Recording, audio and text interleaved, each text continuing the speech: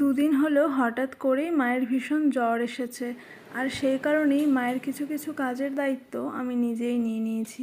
প্রথমেই দেখো, শুকিয়ে রাখা জামা কাপড়গুলো সমস্তটা ভাঁজ করে যার যার আলমারিতে ভরে দিলাম।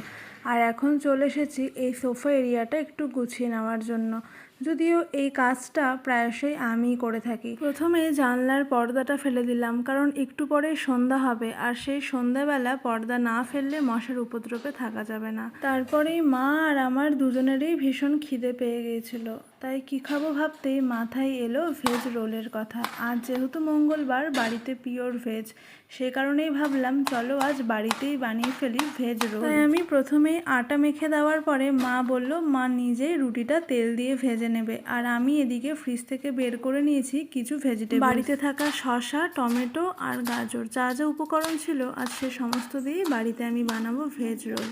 সমস্তটা কেটে নেওয়ার পরে এখানে আমি কিছুটা পরিমাণ মতো লবণ দিলাম আর অল্প পরিমাণে কেচাপ দিলাম। এখন এই সমস্তটা ভালো মতো মিশিয়ে নেব, আর মিশিয়ে নেওয়া হয়ে গেলে আগে থেকে তেল দিয়ে ভেজে রাখা রুটিটা নিয়ে তার উপরে এই ভেজিটেবলসগুলো দিয়ে আবারও কিছুটা আমি টমেটো কেচাপ দিয়ে দিলাম। আর এভাবেই একদম সাধারণভাবে আমি আজ বাড়িতে বানিয়ে নিলাম ভেজ রোল। সত্যি কথা বলতে এটা কিন্তু আমি আজ ফার্স্ট টাইম ট্রাই করেছি, আর প্রথমবারেই এটা মা আর আমার দুজনেরই ভীষণ ভালো লেগেছে। তোমরাও কিন্তু নিরামিষের দিনে বাড়িতে এরকম ভেজ রোল ট্রাই করতে পারো। তোমাদের কেমন লাগলো অবশ্যই জানিও।